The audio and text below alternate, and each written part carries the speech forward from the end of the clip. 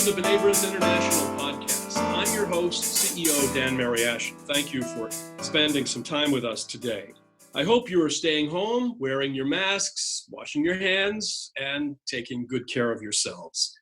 Joining me today from Israel is Yossi Shain, head of Tel Aviv University's School of Political Science, Government, and International Affairs, and Professor Emeritus of Government at Georgetown University.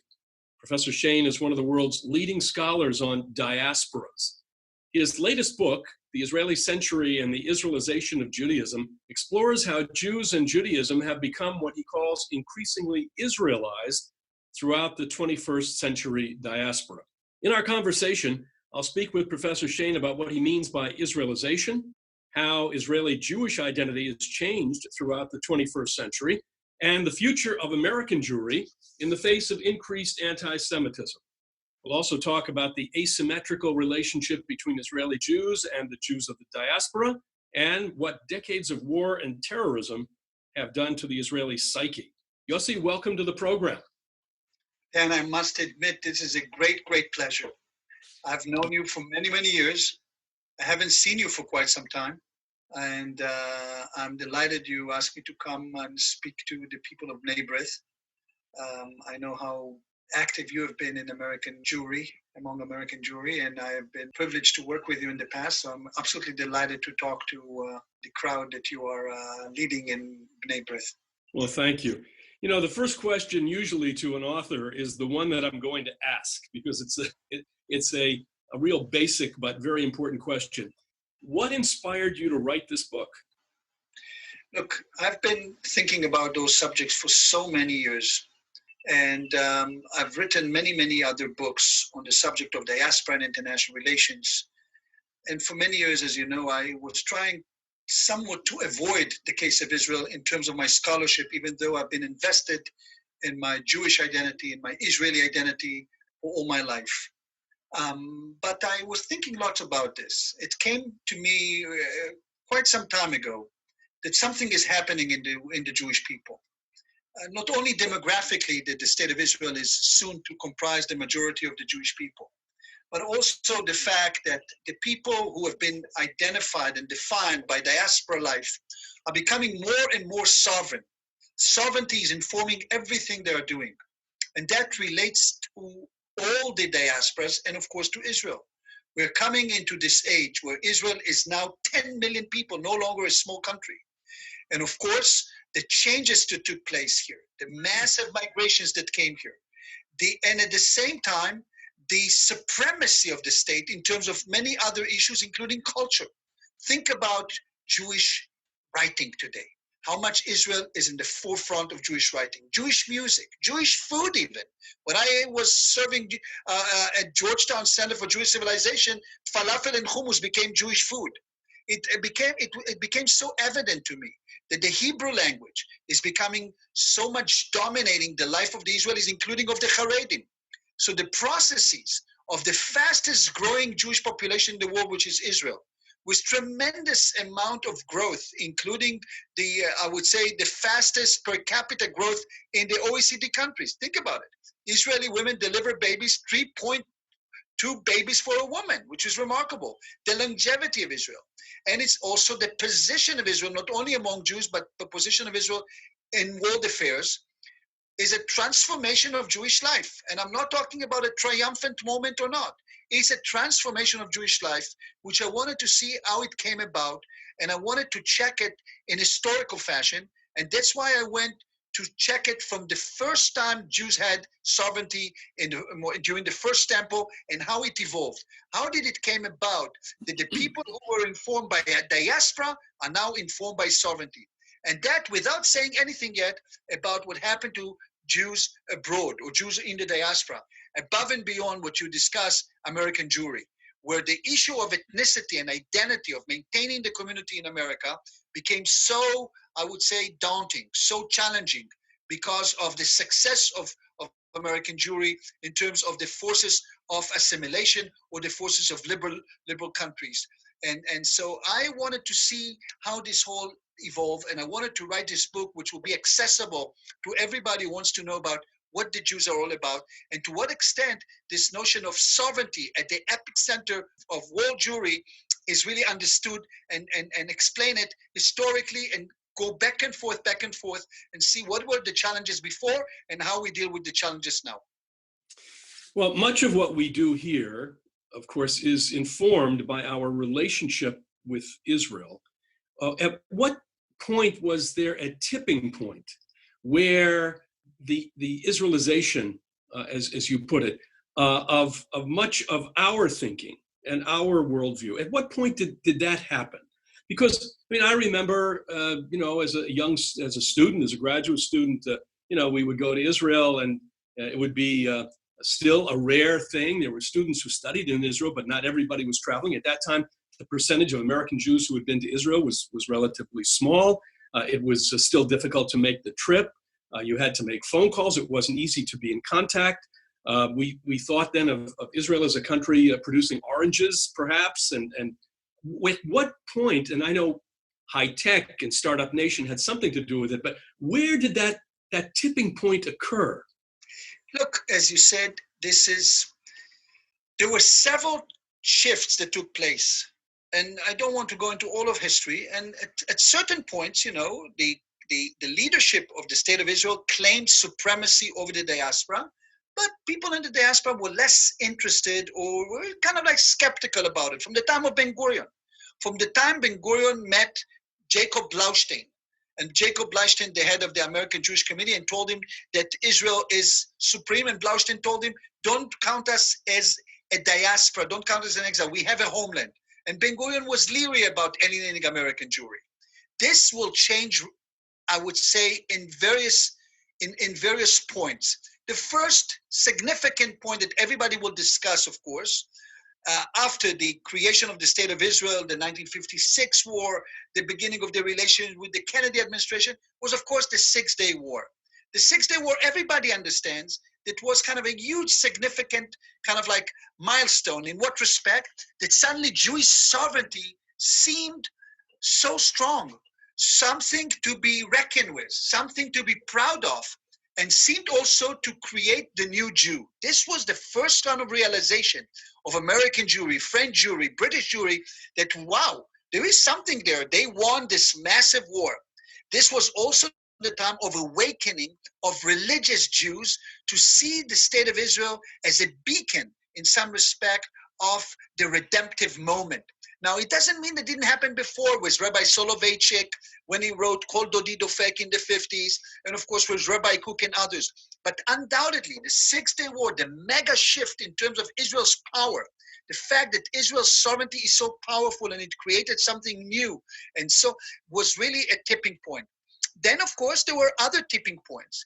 What you said, which is quite right, is the fact that Israel, in the last 30 years or so, changed its character from a country that was, as you said, identified with oranges, and the country which was identified as the pace of working the land, toiling the land, kibbutzim, to the startup nation.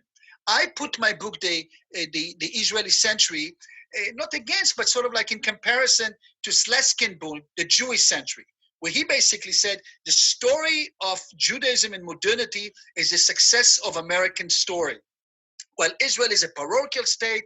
It's kind of like a state that cannot kind of like become universal. And what I show in my book, which is remarkable, that the Israelis who are rooted are becoming more globalized than the Americans, the American Jewry, which is quite remarkable. That is, that the transnational Israeli is so powerful in the startup nation because he's so rooted.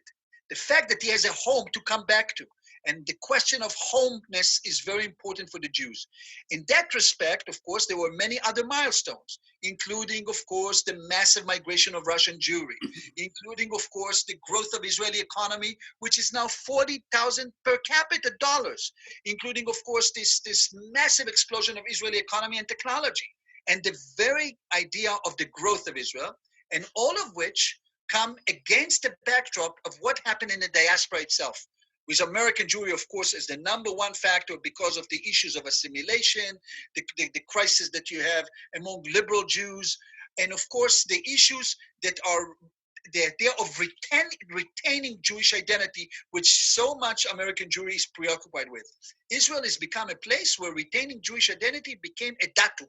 This is it. You retain Jewish identity here. And that, I think, is a very important moment where you had Taglit or Birthright Israel becoming so much an important vehicle toward it. All of this made Israel an attractive place to be. Attractive place as a universal place and an identity place. Tel Aviv is a universal place. I get all the students who want to come to Tel Aviv. They can really express themselves universally here. And it's not going to be kind of like a ghetto for the Jews. They can be universal, and yet they can get their also identity in a Jerusalemite way. And the question is how to reconcile these tensions, which I explained, between a startup nation and an halachic nation in Israel. And that's the big debate for Israel into the future, and of course, of Israel's relation with the diaspora. So let's stay there for a second. One of the questions that we asked, even when we were students who were traveling to Israel in the early 70s, we would ask Israelis at seminars and sessions that we would have. We would ask them the classic question: do you see yourself as an Israeli first?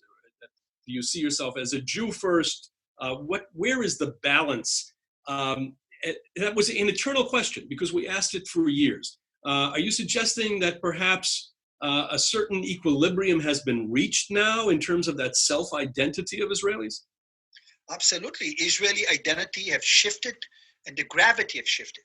While the older generation, the founding father generation, came with a modernized concept that wanted to put somewhat away, and I deal with it very much in my book, the halachic conception of life or the Jewish aspect of life, because it led them into calamity. That was the idea.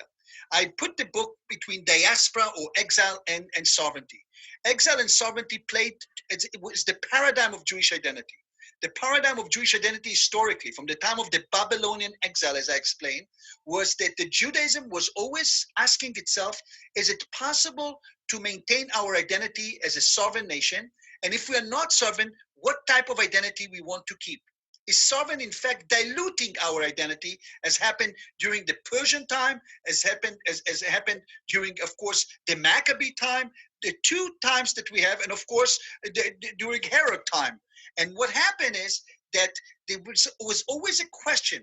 The idea is, what is better for the Jews? Is sovereignty is important or not important?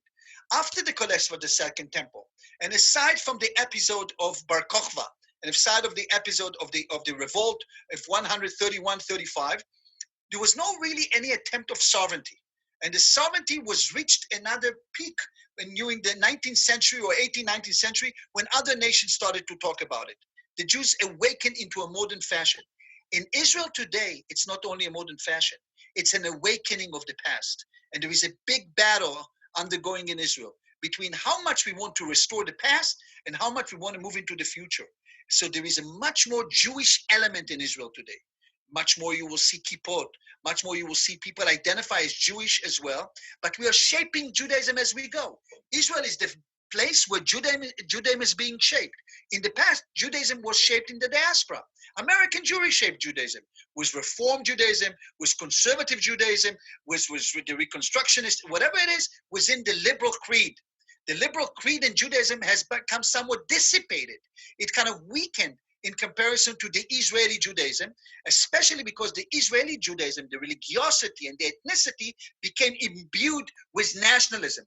Nationalism, the us versus them conceptual understanding of Israel, helped create the community that all speak the same language and see the same sort of like a goal.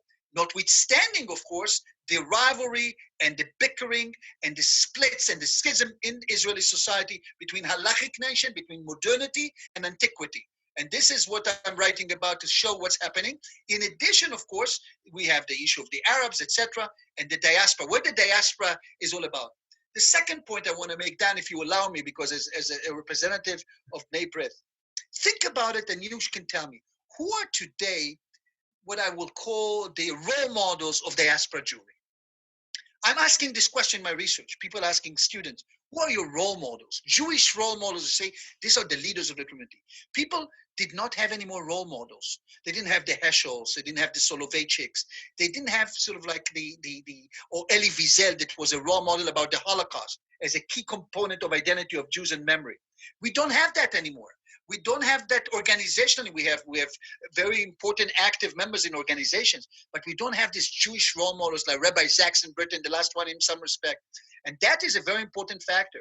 The Jews of Israel may have many role models in the country in terms of writers, in terms of in terms of cultures, and of course in terms of politicians. They can identify with Bibi or they can hate Bibi. But that is where they are in terms of like the understanding of nationality that came to the fore with Israel, which was always part and parcel of Jewish identity from day one. What I show is that the Israeli people of today are somewhat similar to the old Israelites because Zera Israel, the seed of Israel, always came before Zera HaKodesh, the holy seed. And how these two merge, the holy seed and the national seed, is very interesting in my book to see how this nationalism came about in the modern era vis-a-vis the diaspora. Yossi, one of the main concerns today has been this terrible spike in anti-Semitism all over the world. Yes. We've seen it now with the coronavirus situation. A lot of it is coming out of Iran, but not just out of Iran. If you look at the hate websites of these organizations, you'll see that Israeli Zionist Jews are cast as being responsible for the coronavirus. Now, you write that anti-Semitism perhaps doesn't any longer inform the Israeli century. How do you see that? Israelis are just privy to the idea of anti-Semitism. Anti-Semitism, for them, is the problem of the diaspora. They hate us, we're going to screw them up. That's what excuse my language. We're going to go after them and we're going to kill them. We are about power. We are identified by power. We are not apologizing for anything. And this anti-Semitism, this kind of like the idea of hating us, so they hate us, but they also respect us. China respect us. India respect us. European in Eastern Europe respect us. Some Americans respect us. Evangelists respect us. We're not concerned about it. We talk about powerful presentation in world affairs, and Netanyahu himself talk about us as an empire. I always said Israel is between hysteria and imperia. That's what I call it. We moved the two poles because of Jewish kind of mentality, between the Gewalt syndrome and the total power syndrome. While anti-Semitism is certainly an issue that concerns world Jewry and diaspora Jewry, because the idea is who is going to fight it? How do we fight it? When the Arab hate us or the Islamists hate us, we go to fight. Every night we bomb in Syria. Every night we bomb in Syria. Every night we bomb in Gaza. Every night we have a problem with Hezbollah. This is our life here since day one. Now, it doesn't mean that we are not kind of like, there is a vanity of power in Israel, perhaps, and people sort of like understanding that they're too, maybe they see themselves sometimes too powerful, but this is the psyche of the Israelis. Therefore, they are not so vulnerable to the idea of anti-Semitism, or I would say sensitive to it. Let alone, of course, to the anti-Semitism vis-a-vis, as you say in the corona, vis-a-vis the ultra-Orthodox. Israelis en masse are not sympathetic even to that. This is what I'm saying, and I'm saying it's harsh words. They say, if you don't take it, come to Israel. And they are waiting now. People are talking about anti-Semitism as an opportunity of new aliyah. You hear Herzog and others, new aliyah from France, new aliyah from Britain, new aliyah from this. Say, we told you so. This is also kind of a vanity of Israel. We told you so. So it doesn't mean that they don't care about other Jews, but they also have the sovereignty inform them in a different fashion. Think about it. When Israel deal with the coronavirus, 20% of the doctors in Israel who are taking care of it are Arab Israelis. The state has to take care of the Israelis first. So there was a big debate. Should we get sick Jews to Israel? Should we allow them even to be buried in Israel? These were the case where Israelis are somewhat, I would say, forgotten the help they got from the diaspora. Many people blame the Israelis for being so arrogant or maybe forgetful how much the diaspora helped them. But the idea of anti-Semitism, this vulnerability, the attacks on synagogues, we always sympathize because this is our brothers and our sisters. But there's also kind of a sense among Israelis that this is their problem, it's not ours. What we are concerned about is what they call the new anti-Semitism, the BDS, the boycott, divestment, and sanction, when they want to undermine our legitimacy. So we call it also anti-Semitism. They use kind of anti-Semitism as anti-Jewish nationalism. And that's what happened in Durban and other places, because we know that we are like the Jew among the nations, what people say. But many people in Israel don't think we are the Jew among the nations. They see kind of successes. They travel the world and they see, Israelis travel. I write a lot about the Israelis who travel the world, warm the world. After the army, all the Israelis are going abroad. They are like all over the world. And they don't see themselves as vulnerable. They see themselves as powerful, including the Israeli high-tech people. They don't talk about anti-Semitism. Anti-Semitism, therefore, is different for the Israelis than for diaspora Jewry, for whom the legacy of minority situation, of vulnerability, of religious minority, etc., is always present in their lives. Well, one of the things that continues really to amaze me is that, and you just mentioned it, you mentioned Hezbollah on your north, you have Hamas, you have Iran continuing to loom over Syria. The Iranians are in Syria. This is all going on, and you are vulnerable. You are vulnerable. How has, and the terrorism still continues. You just had an incident as we're talking this morning, where a soldier was killed by a rock that was thrown. This is going on all the time. And yet, the other side of that is, as you just said, Israelis travel all over the world. It is startup nation. Israel is a global country. So what has all of this done? The vulnerability on the one hand, and the ability to be a global people. How has it affected the Israeli psyche? And do you think that's understood by diaspora Jewry? Look, I think diaspora Jewry is a term also has to be qualified, as you very well know. Depends where you sit, who you are. I have so many students at Georgetown and other places, kids who were born to Jewish families, but their first identity is not as diaspora Jewry. They're American, pure and simple, or Canadians, whatever they are. Some of whom, of course, have ties to Israel, emotional ties, and if they come on Birthright or other programs like Kivunim, wherever they discover this, they understand the kinship ties. But they are not preoccupied with them. Remember, I also raised kids in America, went to school in America. It was not a day-to-day issue for them. They grew up as pure Americans.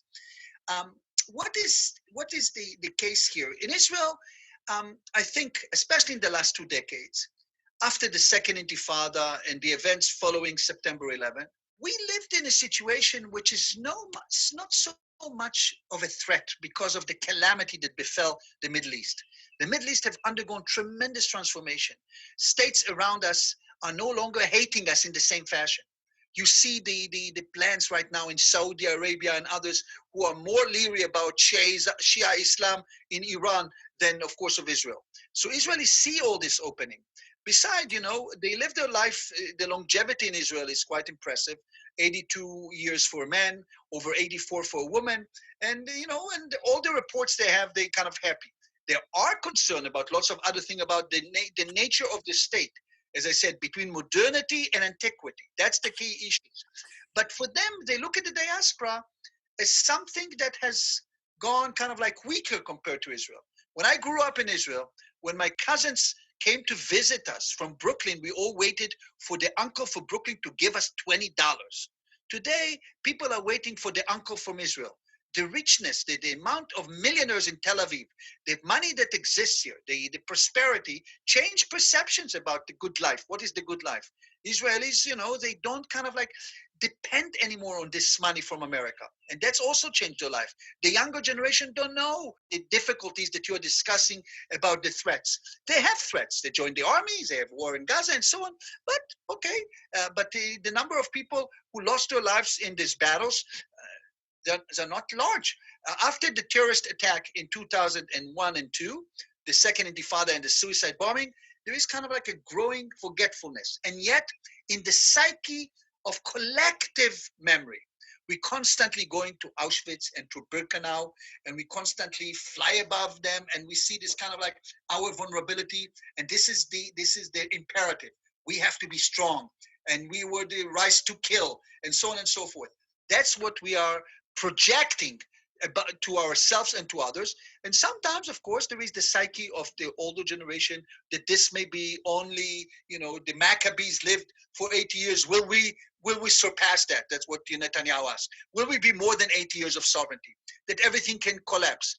I think what I wrote is that we live in the era of sovereignty. What I call it is the end of Jewish chaos. No longer arbitrariness is informing our life. Stability, interesting enough. No longer the fear that they can be this whole thing, the cycle of exile and sovereignty can happen again. We no longer see the possibility of Israel's destruction. And everybody will tell you that if the Iranians will try to destroy us, so the entire world will be destroyed, because as Israelis always said, we will not be the first to introduce. They mean the atomic bomb. But they always say, but we will not be the second also. So basically, they kind of like, they have this idea of a fear or of a threat or even an imminent threat. And Netanyahu is excellent in manipulating this, I must say. It's not a political statement. Always moving from hysteria to imperia, as I said. Constantly moving between the fear of calamity and look how strong we are. This is part of the mentality of the Israelis. But by and large, they live their life. They live their life. They try to prosper. Now in the corona, they try to come back to the workforce. And we have a big problem with democracy. Like many other democratic regimes right now, we suffer from sort of like the lack of liberalism in society, or I wouldn't say lack of it, but the undermining of this creed and the entering of Jewish religious life. Think about the fact that we saw this week, 29% of Israeli kids at the age of 6 are ultra-Orthodox. This is what I write is our big challenge into the future. What will happen if this country will be ultra-Orthodox? Will you be able to defend the country? What will be this country look like? Lucky us, in my opinion, lucky us, we got all the Russian Jewry coming, we got all sorts of like migration coming, and we also grew in terms of numbers for other Israelis, because it's not only large ultra-Orthodox families. But this is the big battle that's ensuing in Israel, aside from the democratic character of the country.